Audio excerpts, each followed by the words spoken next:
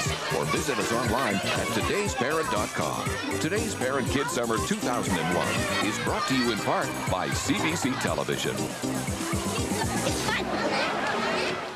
You are watching CBC Television.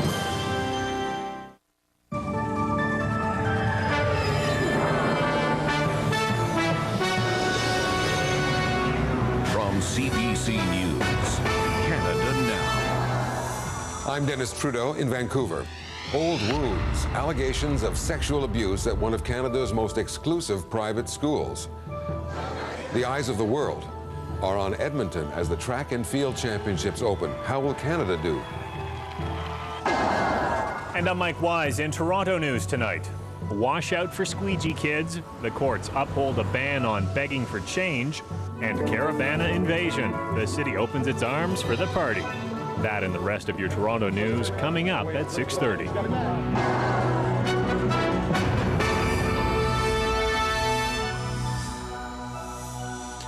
Also coming up, Alberta rolls out the red carpet. Prince Edward and his wife, Sophie Rees-Jones, are visiting Calgary and Edmonton. We'll have highlights from the royal visit. And making a break for it, the RCMP in hot pursuit of a runaway emu. We'll tell you if he's still on the loose. But we begin with a scandal developing at one of Canada's most prestigious private schools, Upper Canada College in Toronto. A former teacher from UCC is charged with several counts of sexual assault. Joanna Rumiliotis reports. It's perhaps the most prestigious private school in the country, a place Canada's elite send their sons. Now Ontario's venerable Upper Canada College is caught in the middle of a sexual assault scandal. Yesterday, police arrested Douglas Brown, a former UCC grade school teacher. He's charged with a string of alleged sexual assaults dating back to the 1970s. The arrest comes after 5 former students approached police last year with their allegations. The victims, all 12 or 13 at the time, say Brown fondled them in their rooms at the school's boarding house. From 1975 till 1993, he was living in the dormitories with the boys, and that's where the abuse took place. The students attended UCC's prep school. Back in 1975, the school had investigated the first complaint, but nothing came out of it, until the same victim repeated the accusations in 1993. The school launched another investigation and suspended Brown. Brown quit shortly after and left the country, ending up in China. In the meantime, one by one, the victims approached police. They've been on Brown's trail for a year and arrested him when he returned to Canada to visit his mother on her birthday. I found him at his mother's house in Hamilton. When I went to arrest him back in August of year 2000, I missed him by a day. The day before I went there, he had left for China. The school says it did its part when it dismissed Brown. As to why he wasn't fired before when the allegations were first made, the current administration says it has no records of the earlier internal investigation. Police say if they knew then what they know now, Brown would have been arrested. And they say this case is far from over. Brown taught at the school for 18 years before he was fired. Police say it's likely there are a lot more alleged victims out there. Joanna Rumiliotis, CBC News, Toronto. Today, a judge upheld Ontario's so-called anti-squeegee law. He convicted 13 people. The controversial law makes it illegal for people to make money washing car windshields at traffic lights. After the ruling, reaction was mixed. We're very pleased that Judge Babe found this law to be constitutional. It allows us to carry on with a commitment that we made, and that is to enhance the safety of the public on streets and sidewalks across this province. We should understand that people aren't poor by choice, people aren't homeless by choice, and the resources that we're spending on prosecuting squeegee kids would be far better spent on addressing the issues of homelessness and poverty. Defense lawyers had argued the Safe Streets Act is unconstitutional, but the judge rejected their argument. A lawyer representing most of the accused says they plan to appeal all the way to the Supreme Court if necessary.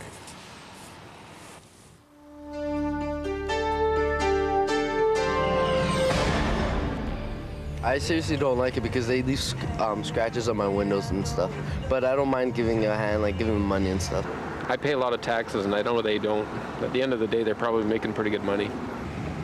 I don't really have an opinion one way or the other. They don't bother me much. I very rarely patronize them, but they're not doing much harm. You know, at first I don't mind supporting some people and giving them money for, I mean, at least they're trying to work, but now they just do it anytime, even if you don't want to. If you ask them and it's more of a nuisance now than anything. And I always feel really bad when they come out here. If they actually get business, I think it's fine. But it's also sort of, it makes me feel really bad because I don't need my windows cleaned and I don't really have the money to give out to them. Now to the intense heat that's gripping much of the country. It's been a long, hot, dry summer in many cities and towns across Canada. Farmers say so much sun, so little rain is choking their crops, and fires are popping up all over the place. In general, Canadians are feeling the heat. Maite Ormachea reports. Gearing up to fight another fire and praying for rain. We don't have an exact figure on the acreage involved, but approximately 25 acres have been consumed. Today's fires are now under control. But the woods are dry, very dry, and it's been that way for weeks, and not just in Nova Scotia. You can actually see that most of the material on the forest floor has absolutely no moisture whatsoever in it. Just a fire waiting to happen. From firefighters to farmers across much of the country, it's the same story. No moisture at all down there. There's not enough rain, not nearly enough. In fact, eastern and central Canada have just been through one of the driest Julys on record. It's starting to show. Water levels are low here along the St. Lawrence Seaway and in many other waterways in Quebec. Which is why nearly a dozen municipalities here have put out advisories, warning people don't wash your car, don't water your lawn, and don't fill up your pool. And so police patrols are out looking for water violators. And in Ontario, they're just looking for water, period. Soybeans and particularly corn has been devastated. The rains just didn't come when the crop actually needed the moisture. And so both the quality and the quantity of corn is suffered because of the Ontario drought. No need to explain drought to Western Canada. This year, it's dry again here. Oh yeah, the rains did come, but they came too late. Here, even the ducks are in search of wetter pastures. It's going to be tough hunting. The hunters that we have booked will be very disappointed. Disappointed too, this woman in Victoria, her prize buds just don't bloom without the rain. Put so much money into just the lawn and the plants that we're not willing to let them just die. But today in Victoria, it is raining, and there's a possibility of rain in other parts of the country. But Environment Canada says it won't be much, and most Canadians shouldn't count on a break on this dry spell anytime soon. Maite Ormachea, CBC News, Montreal. Just hours from now, the city of Edmonton will host one of the biggest sporting events in the world. 50,000 spectators will crowd Commonwealth Stadium, and an international television audience will see the opening ceremonies for the World Track and Field Championships.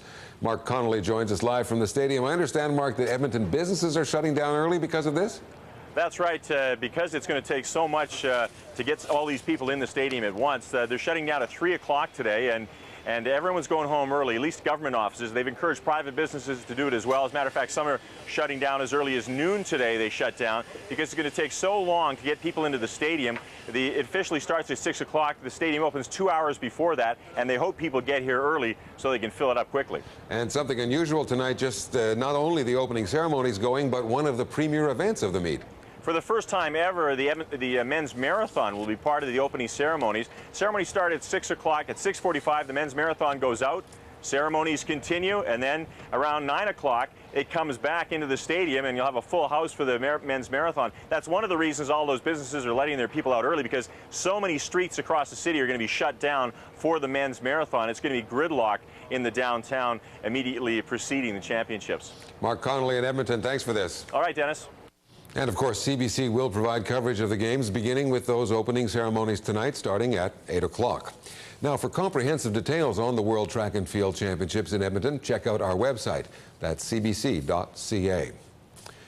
Montreal lawyer Dick Pound has been reappointed head of the World Anti-Doping Agency, and he'll keep that position through the end of the Salt Lake City Olympics. Pound had resigned from the post after he lost his bid to be president of the International Olympic Committee last month. Notorious pedophile Carl Toft has been transferred from prison to a psychiatric hospital. Toft was due for release today, but Corrections Canada changed its mind after hearing concerns from one of his victims and police. Serena Ma has the tales. After 9 years in prison, This is Carl Toft's new home, a maximum security psychiatric center in Saskatoon. Toft was supposed to go to a halfway house in Edmonton, but less than a day before he was scheduled to be released, Corrections Canada made the change. He will be supervised until he hits his warrant expiry date, which I believe is 2005. And at any time, if we feel that the risk is unmanageable, he would be returned to custody or measures will be put in place to ensure that the public is kept safe. Toft is a convicted pedophile who committed sex crimes while working as a guard at the King's Clear Training Center in New Brunswick. He's admitted to assaulting more than 200 boys. Something I get out of hand. One of those victims who now lives in Edmonton has no doubt Toft will offend again. All they did to him was starve him of little soft-skinned boys. And when he gets out, it's like anybody else. They're going to run and do their favorite thing or get their favorite, treat or whatever they've missed over the years. And I think that as soon as he can, he's going to grab another victim and destroy another life. Edmonton detective Will Tanowski says Toft may be in Saskatoon, but he believes he will eventually be moved to Edmonton. Is it a victory? Well, I don't know, some sort of a temporary reprieve. But you have to understand that we are ready for him. And that's why victims' rights groups are starting petitions in Edmonton and in Calgary. The goal is to keep pedophiles like Toft behind bars. In 30 days, we're going to be facing the same thing. He's going to be released upon a community to walk the streets, basically a free man in communities where we're afraid to let our kids go on the streets because of people like this. Carl Toft will undergo intensive therapy for sexual offenders in Saskatoon. It's still not clear how long Toft will be in a secure facility. Corrections Canada won't say when his case will be reviewed or what needs to change before he's actually released. Serena Moss, CBC News, Edmonton. Now, here's a look at what's coming up. I'm Mike Wise. Ahead in your Toronto news at 6:30. The squeegee ban sticks. A court challenge to Ontario's anti-panhandling law fails. Sex abuse at Upper Canada College. A former teacher faces accusations by former students. And Caribana returns. The city prepares for the ultimate jump up this weekend. That and much more ahead in Toronto news at 6:30.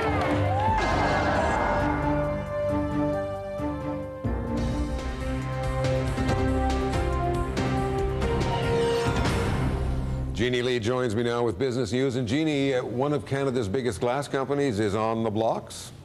Chances are somewhere in the house, Dennis, you've got a few empty bottles and jars made by Consumers Packaging. This company makes most of the glass containers used in Canada. Consumers has plants in Ontario, British Columbia, and New Brunswick, but it's been under bankruptcy protection for 2 months, and now it's had to sell most of its glass operations to a U.S. company, Owens, Illinois. It'll get $235 million, and Consumers really needs the cash. It has a lot of debt. It was really hurt when natural gas prices spiked last winter, because it sure takes a lot of energy to make glass and turn it into jars.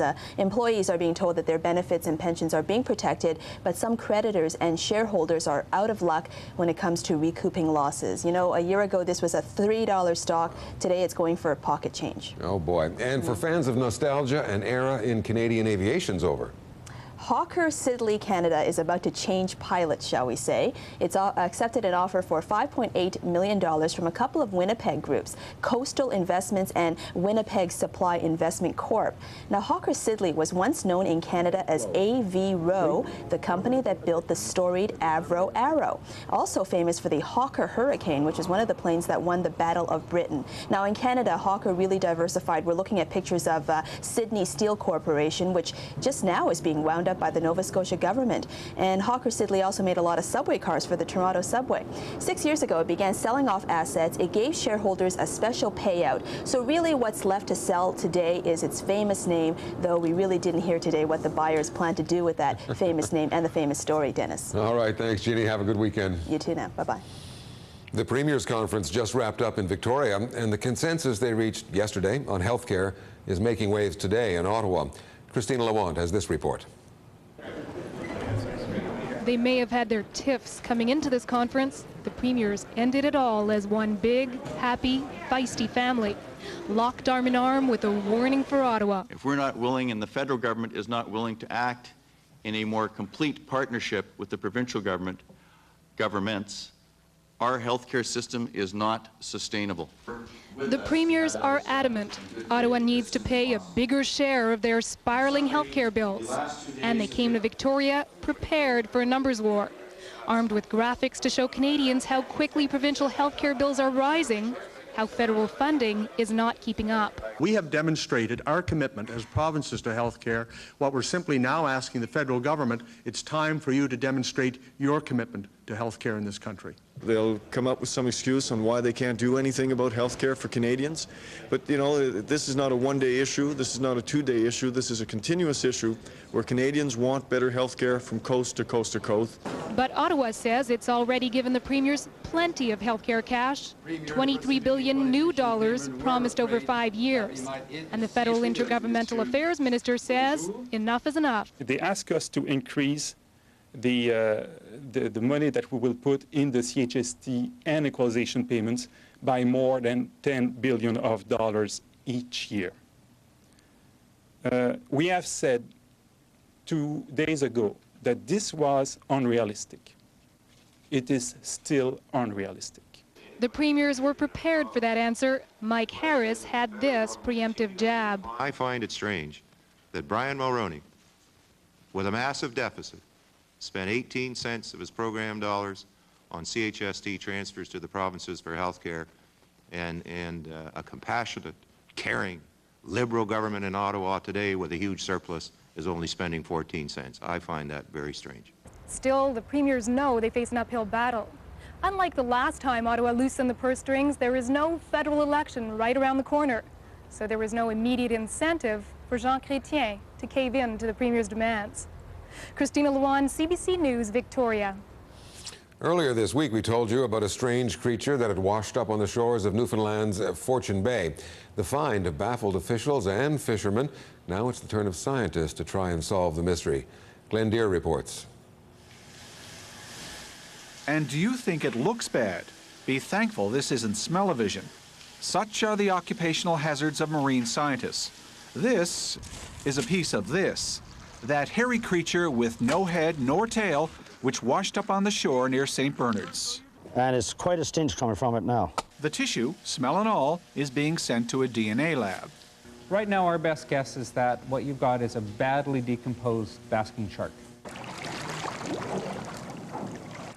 A basking shark is one of the giants of the sea. It can be 10 meters long, but it's a gentle plankton eater. This one meandered around Bay Bulls 2 years ago. DNA samples from a known basking shark will be compared to tissue from the thing on the beach. Could be a monster. Could be the Loch Ness Monster. That's a familiar description. Here's a report from Bay St. George 21 years ago. The fishermen here say they may have come across the lost Loch Ness Monster, but in reality, it appears more to be just a giant squid. The jelly-like fish is covered with hair and seaweed. Often there's animals that are floating around that we don't know much about. In fact, we don't know a lot about basking sharks, just that we do know what they are and we have identified them. 100 years ago, they would have been considered a sea monster too. The hair-like substance is probably fibrous muscle tissue that's breaking down. This creature is so decomposed, there's not a lot scientists can learn here. Still, they press on. At this point, it becomes a curiosity. I mean, we've gone to the work of going down, looking at it, trying to identify it. So our own curiosity is up. And science is based on curiosity. Curiosity with a pungent aroma. Glenn Deere, CBC News, St. John's. Well, the Mounties always try to get their man, or sometimes their bird. In Newfoundland, an emu escaped from a farm near the town of Bishops Falls. An RCMP officer shot this video of the bird making his getaway. He's up there on the right. You'll see him. The emu was running down the highway when the officer saw the bird. There he goes.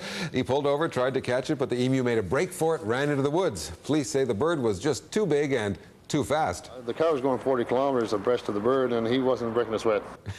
The emu is still on the loose. Last seen heading north near Grand Falls, Windsor. That stick on top of that building may look harmless enough, but it has a secret. I'm Todd Maffin. Still ahead on Canada Now, secrets your cell phone doesn't want you to know. Stay with us. Terrorists struck in London last night. 7 people injured when a car bomb exploded. Police are blaming the so-called Real IRA, a breakaway group that doesn't respect the Northern Irish ceasefire. Carol McNeil has the latest from London. As Danielle Nelson was doing her final number at a West London karaoke club, the bomb went off. Can you please step away from the window? A car carrying 40 kilos of explosives went off here at midnight when a lot of people were just about to leave local pubs. 7 people were taken to the hospital, including this man who remains there today. I was walking with my girlfriend. She was stood to my right. She sort of banged straight into me, which then we both went straight onto the floor and just got covered in just debris. The terrorists did issue a telephone warning to an on-call doctor's service, not to police. It came 30 minutes before the blast. The caller didn't say where exactly it would happen. This was a calculated, evil act by people who are seeking to maim and kill. Others say it was an evil act meant to kill or maim the Northern Ireland peace process. They blame the dissident Republican group that calls itself the Real IRA. They're a splinter group of the Irish Republican Army who want a Northern Ireland completely free of British rule.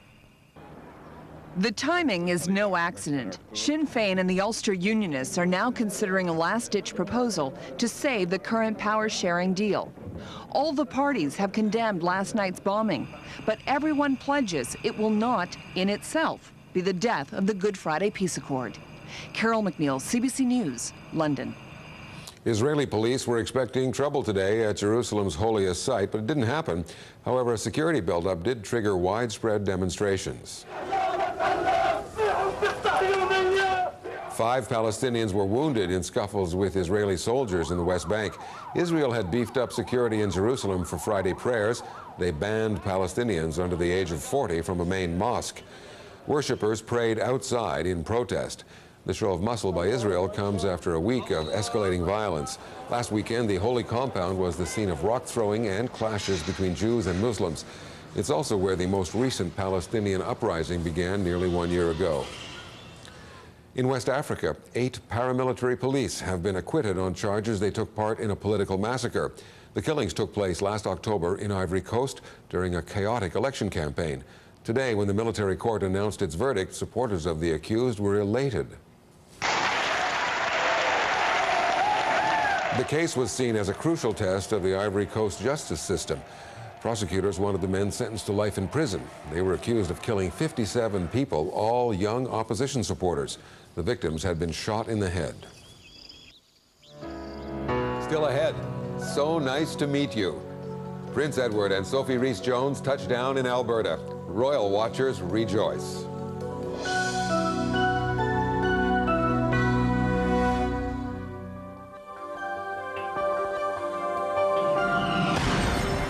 Todd Maffin's here for our regular Friday look at the world of high tech. Hi, Todd. Hi, Dennis. You're on a busy shopping street in Vancouver. Now, it used to be when you went shopping, you had to clip out your coupons ahead of time if you wanted good deals or discounts, but that's not the case anymore? No, it's changing fast, Dennis, and part of the reason why, of course, is we're starting to carry around little computers with us wherever we go in the form of cell phones and portable digital assistants. But there's another piece to the puzzle that not a lot of people know about, and it's that stick right up there.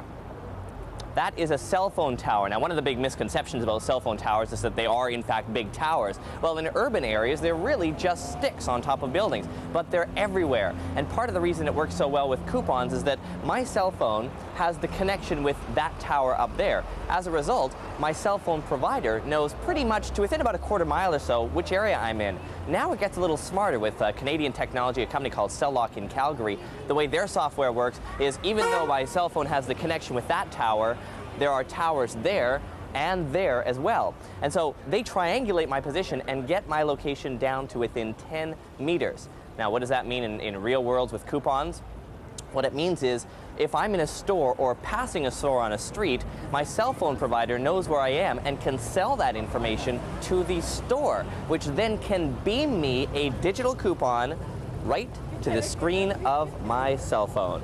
Now, this sounds as if we don't have very much privacy left. Is there any way to opt out of all this beaming information into our cell phones as we walk down the street? Well, there is and there isn't. I mean, they're going to get us eventually in some way or another. And of course, they're going to try and make it so that we want the information. I mean, just think about it. If I could walk past any of these stores here on Robson Street and tell these stores, you know, if I walk by and you have my information and you have a store or a sale in your store more than, say, 80% off or a really good deal, I might be willing to volunteer my information, my email address to get that. It's always going to be quid pro quo, though. There will be some trade-offs involved. If they don't give us any good deals for it and they just say, just give us your email address or your cell phone address, we probably won't be signing up for it, but it's coming. And at this point, no one down there has triangulated you into where you are? No, but I see some people in trench coats coming to get me, so I got to run. All right, thanks, Todd. Okay, bye.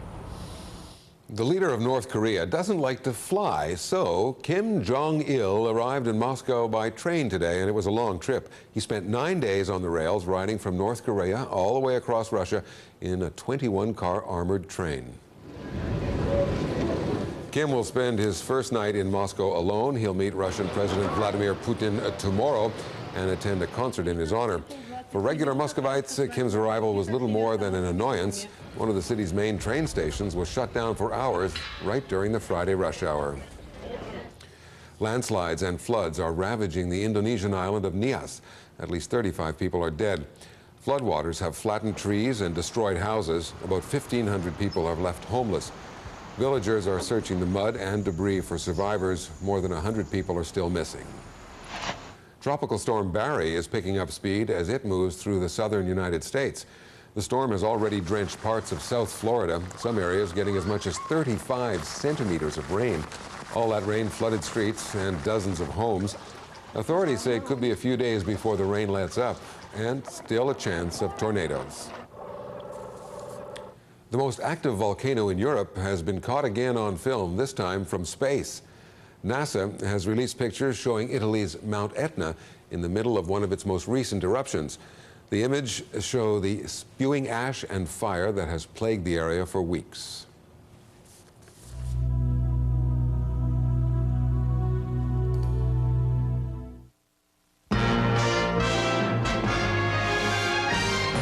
Hot enough for you? From tinder dry forests to parched farmers' fields, all of Canada is feeling the heat.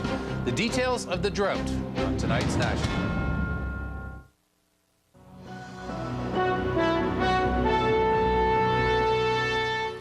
Prince Charles was briefly knocked unconscious today in a fall from a horse. He was playing in a charity polo tournament at the time.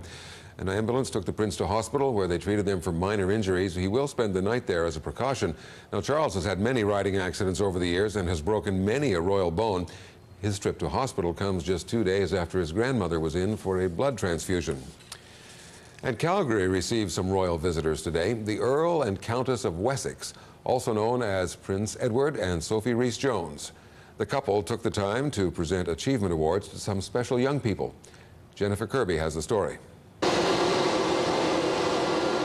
The Earl and Countess of Wessex arrived in Calgary this morning. It was Prince Edward's third visit to the city, but a first for Sophie.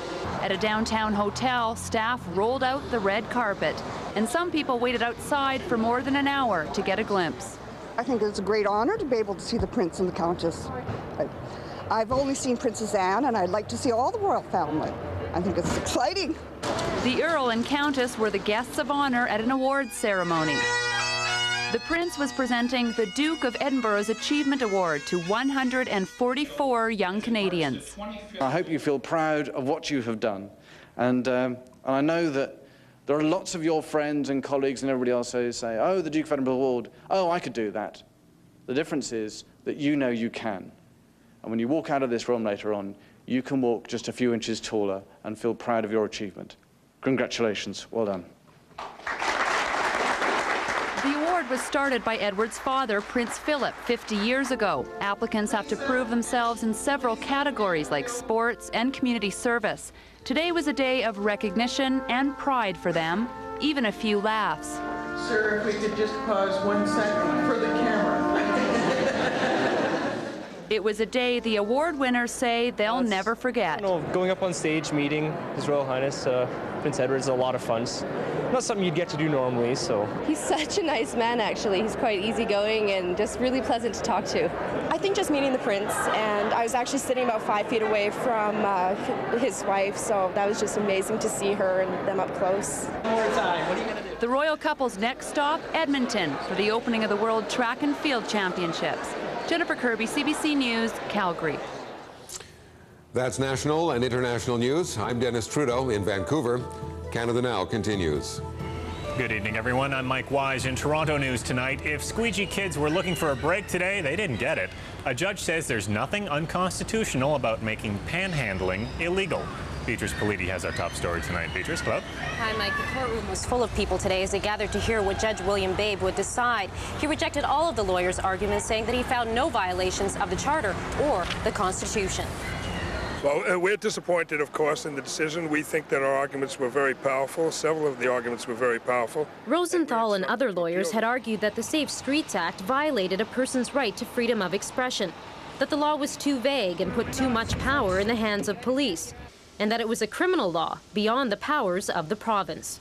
In my view, the ruling could be criticized in as much as it creates a hierarchy of citizens. Those with money are entitled to feel safe. Those without money and without homes do not have the same claim to safety and therefore can't enjoy the protection of the law. The Ontario Coalition Against Poverty says the decision's misguided. The fact that people continue to squeegee when they can even face jail as a result of it indicates that it's not a hobby, it's not a pastime. People do it because they need to. It's not something that they go out and enjoy. It's because they have to do it, so they'll continue. The Safe Streets Act was introduced in December 1999. It was supposed to target aggressive panhandlers. Paul Batushkin was found guilty of panhandling today. He says the law violates his freedom. When I approach vehicles, I approach them very politely with a nice smile on my face, and I try and get on their good side. And there's no way that I will ever say, you know, you have to give me something. Please, if you can, you can. If you can't, you can't. But yet I think I deserve the right to ask. This man has been panhandling on this corner for 3 years. He says the decision makes no difference for him. I'm just going to keep doing what I'm doing. And most people out here don't seem to mind. In all, 13 people were found guilty today of panhandling. They all received suspended sentences, which means they don't have to go to jail and they don't have to pay a fine. And part of the reason that they received suspended sentences, the judge said today, was because it's taken so long to get these cases through the court system. So, Beatrice, what's going to happen now? Well, the lawyers who launched the challenge in the first place say that they're not willing to accept this judgment and that they're going to appeal, take it all the way to the Supreme Court of Canada if necessary. Okay, we're watching that. Beatrice Politi, thanks a lot. You're welcome. Okay, more now on the sex scandal unfolding at Upper Canada College. A 52-year-old Hamilton man is in police custody tonight in connection with a series of sexual assaults. Douglas Ian Brown is facing charges dating back to the 1970s. More now from Joanna Romiliotis. It's perhaps the most prestigious private school in the country, a place Canada's elite send their sons. Now Ontario's venerable Upper Canada College is caught in the middle of a sexual assault scandal. Yesterday, police arrested Douglas Brown, a former UCC grade school teacher. He's charged with a string of alleged sexual assaults dating back to the 1970s.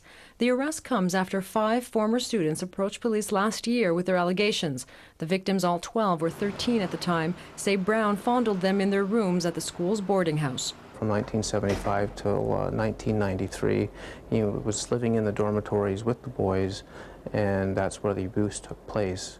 The students attended UCC's prep school. Back in 1975, the school had investigated the first complaint, but nothing came out of it, until the same victim repeated the accusations in 1993. The school launched another investigation and suspended Brown.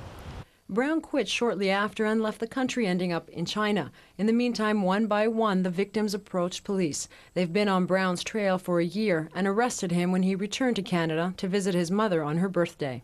I found him at his mother's house in Hamilton. When I went to arrest him back in August of year 2000, I missed him by a day. The day before I went there, he had left for China. The school says it did its part when it dismissed Brown. As to why he wasn't fired before when the allegations were first made, the current administration says it has no records of the earlier internal investigation. Police say if they knew then what they know now, Brown would have been arrested. And they say this case is far from over. Brown taught at the school for 18 years before he was fired. Police say it's likely there are a lot more alleged victims out there. Joanna Vermiliotis, CBC News, Toronto. An update about a murder we told you about earlier this week. The wife and children of the victim are missing, and police are concerned for their safety. On Tuesday, Hugh Long Nguyen was found dead in his minivan in an industrial park in Vaughan. He'd been shot through the head. Police have yet to hear from friends or relatives and don't have an address for the family. Anyone with information is asked to call York Regional Police. And a murder suspect in Toronto is getting lots of attention tonight. Police from as far away as Prince Edward Island are interested in Peter Dale McDonald. He's been linked to a couple of murder cases in Ontario and a 13-year-old homicide case in Charlottetown. Rachel Cave reports. Peter Dale McDonald appeared in court today. He's charged with first-degree murder, accused of strangling a man to death in Toronto last year. McDonald is also known to police in Prince Edward Island. There he was a suspect in another strangulation. The victim's name was Byron Carr, a school teacher killed in his own bedroom 13 years ago. A message on the wall said, "I will kill again." It's a passion with us. This file generated a lot of rumor, a lot of gossip, a lot of innuendo. We owe it to the family, we owe it to the community. It has never ever been closed. Charlottetown police have sent evidence from that 1988 crime scene back for more DNA testing, hoping now that advances in the science will produce better results. We are going to do everything we can to either rule out Mr. McDonald as a suspect or make him our prime suspect. McDonald was brought to court today from a Toronto jail. He's been serving time for assault causing bodily harm. And he's also charged with a murder in Windsor.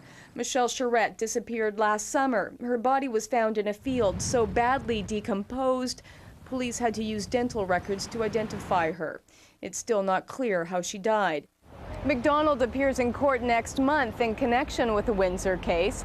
He hasn't yet entered a plea on either murder charge. Rachel Cave, CBC News, Toronto. Canada's premiers wrapped up their meeting in Victoria today with a vow to continue to push Ottawa for more money for health care. Mike Harris was a tad sarcastic when comparing the current Liberal regime in Ottawa to the way the Mulroney government approached health care. The question is whether the federal government wishes to return to its historical share when they took office. I mean, I find it strange that Brian Mulroney, with a massive deficit, spent 18 cents of his program dollars on CHST transfers to the provinces for health care, and a compassionate, caring, Liberal government in Ottawa today with a huge surplus is only spending 14 cents. I find that very strange. Harris also said Mulroney poured more money into health care while coping with a $40 billion deficit. He pointed out the Chrétien Liberals are heading for a $40 billion surplus. Now, as expected, the traffic jams are well underway by now as people head out of town for the long weekend. And as expected, the OPP are warning that they'll be out in full force. Our focus this holiday weekend is on the aggressive driver, that individual who is speeding, engaging in unsafe lane changes, the person who is passing on the shoulder. Police say heavy traffic causes drivers to resort to unsafe, aggressive driving and to drive too fast. They remind everyone that their crackdown on the July long weekend resulted in nearly 2,100 charges, including more than 1,400 for speeding. And jump up, it is Caribana weekend, and our urban affairs reporter John Northcott has been following the festivities and the preparations for the annual bash. He joins us. John, hey. Hi, Mike. Yeah, lots of people in town, lots of people in town for the annual bash, including the biggest partier of them all. They weren't pounding the beat, they were pounding the steel pans at police headquarters, there for the unveiling of the Toronto Police float that'll take part in the Caribana Parade.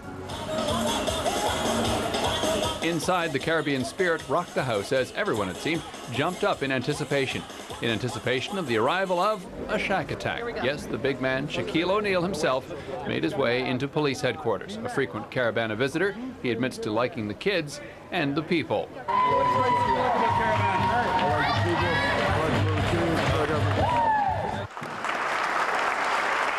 He presented a $5,000 check for charity. After it was back to party time, including Police Services Board Chair Norm Gardner. And hey, isn't that Deputy Mayor Case Otis?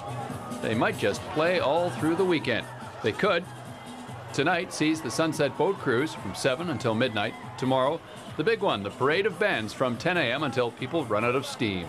On Sunday, the Arts and Cultural Festival from noon until 8 p.m. And again on Monday on Olympic Island from noon until 9. And Shaq was here last year, and he plans to come next year. He seems to like it here. As he said, get used to this face. You're going to see it a lot.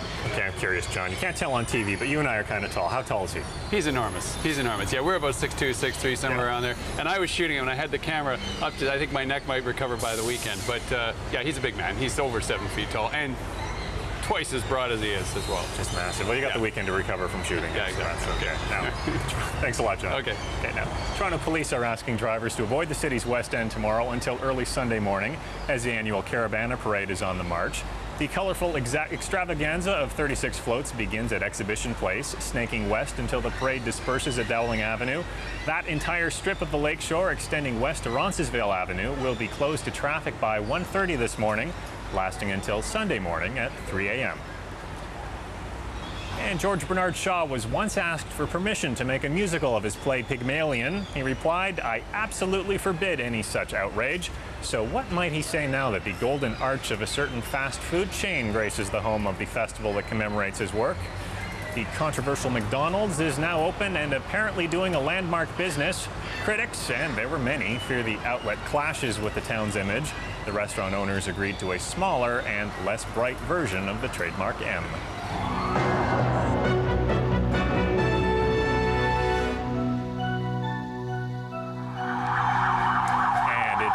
Oldest religions in the world, but many of its followers fear it may soon die out. The largest group of Zoroastrians in North America, 4,000, live in and around Toronto. Joanne Smith has their story. Every morning, the Terrapore family starts their day this way. It's a ritual that is repeated around the world. You have the big fire in the fire temple. This is our little fire in the house. It's sacred. It lights up the area. Zoroastrians believe life is a struggle between good and evil. They follow a path of good thoughts, good words, and good deeds. They were once the largest religious group in the Middle East. Today, they total fewer than 200,000 worldwide, and their numbers continue to decline. I personally feel that eventually we will die out. Even the president of the local Zoroastrian society sees the decline in his own family. I have 3 sons, and 2 of them are married to non-Zoroastrians. And out of my 5 grandchildren, hopefully 2 will come into the Zoroastrian faith. In the Terrapore household, both daughters wear the traditional garments. They also attend weekly religious education and go to a Zoroastrian scout group. It gives me strength, and I need that strength as I go through life. So that's why I'll keep practicing it. With their small and scattered community, the Zoroastrians, even more so than other religions, are relying on their youth to carry on the faith. They are now debating whether to allow people to convert into the religion, so that more of those who marry outside the faith might choose to raise their children as Zoroastrians. Joanne Smith, CBC News, Toronto. Time for a short break now. When we come back, sports and long weekend weather in entertainment. The big Radiohead show is tonight, and we'll show you some of last night's Janet Jackson show. You are watching CBC's Canada Now. We are live in downtown Toronto, counting down to the long weekend.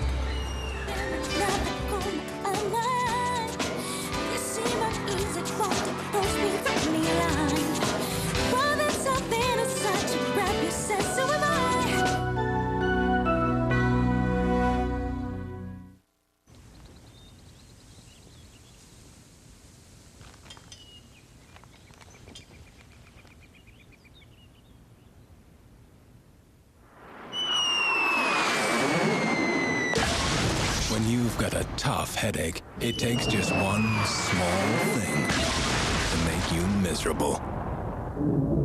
For fast relief, remember, one Advil is often enough.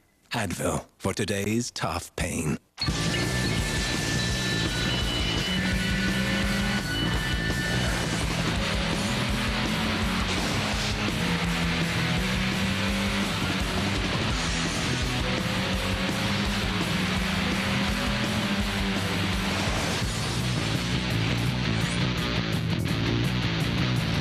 Let's go again. The all-new RSX Type S from Acura.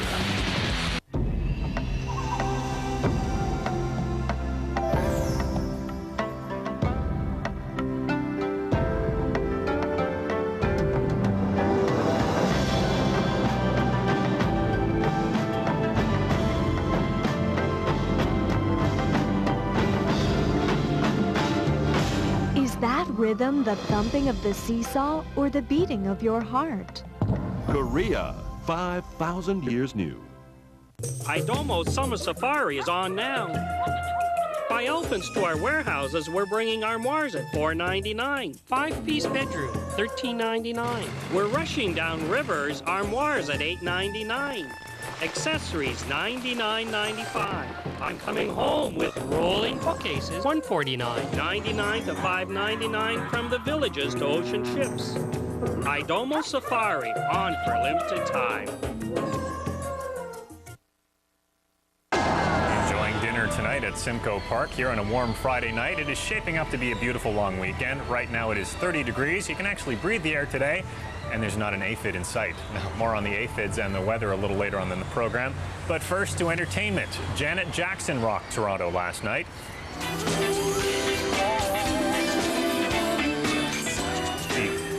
The 35-year-old singer played to a sold-out crowd of dancing and cheering fans. Jackson is known for her terrific performances, and she pushed the envelope even a little further with this show. Halfway through her performance, she brought an audience member on stage, tied him up, and then danced around him. Apparently, it was quite a sight. And some upcoming shows to tell you about. British rockers Radiohead are just north of the city tonight in Molson Park. The Nonconformist Band will play songs from their latest album, Kid A, and some old stuff too, but if you are expecting to hear their hit song, Creep, you'll be out of luck. They haven't been playing it on their shows.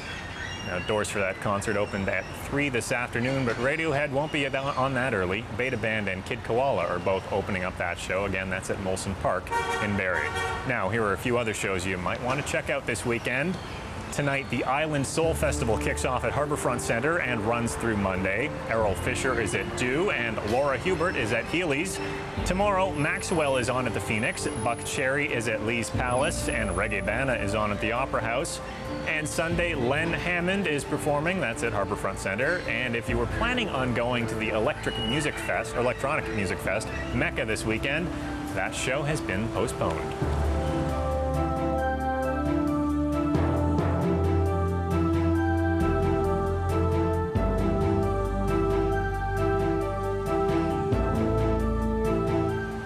With a long weekend in Caribana upon us, Toronto streets are sure to be full of people from far away. Now, what are tourists saying about our city? We took to the streets to find out.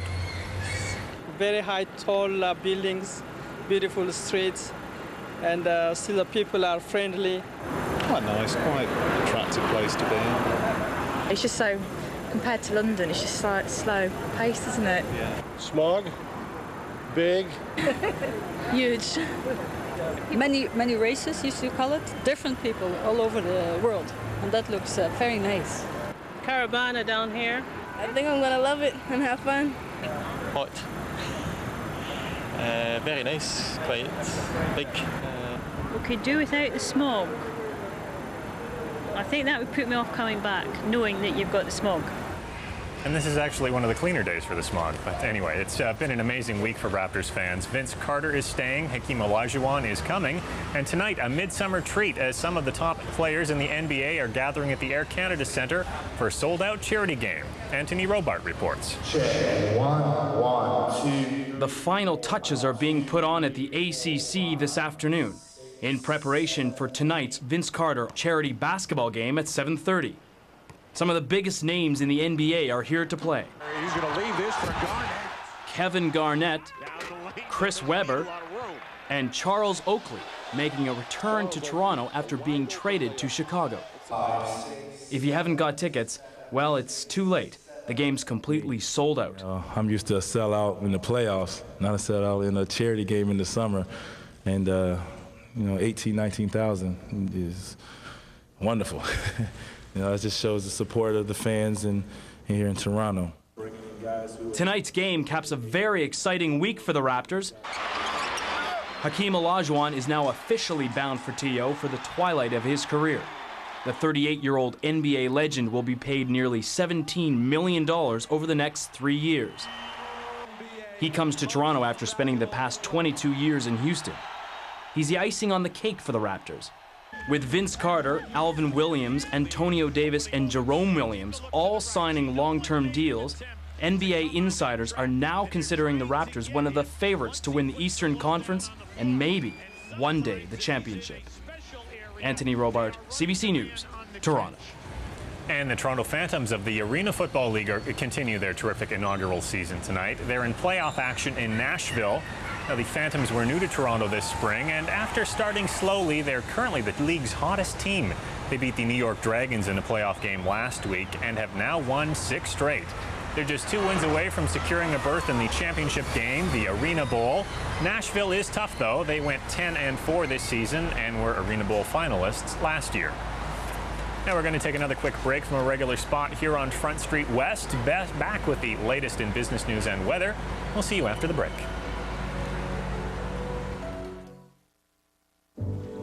Closed captioning of this program is brought to you by Lotto 649.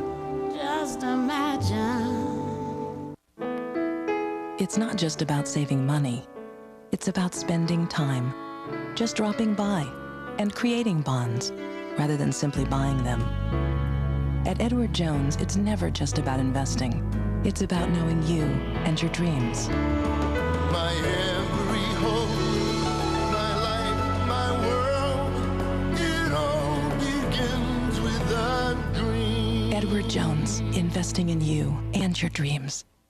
She hates flying. Oh my gosh! She doesn't like France. Rude and interesting are not the same thing. So, what is she doing in Paris? I'm gonna get him back and I'm gonna make him love me. Do you have a plan? Oh, my money, my passport, my vitamins. I think I help you. Go away. Stop following me. Starring Meg Ryan and Kevin Kline. Beautiful. Gorgeous. Wish you were here. French Kiss, Sunday at 8 on CBC. Shipco, it's plain to see you can make a new friend so easily. It's fun to do, let a whale touch you. Friendship Cove Marine Land, you can watch them swim in the summer sun. They love to be touched by everyone. Now you know what to do when they swim up to you. Friendship Cove Marine Land. Come on, guys. While it's still dark. New store's really something, eh? Yep. Sure got a lot of beautiful furniture. Yeah, and we don't have to pay until next year. Leon's grand opening celebration is going strong. Thousands of people have discovered the most amazing superstore ever. Hurry in today. You'll recognize the name. You won't recognize the furniture. This business report is brought to you by Reactin. Imagine relief from allergy symptoms.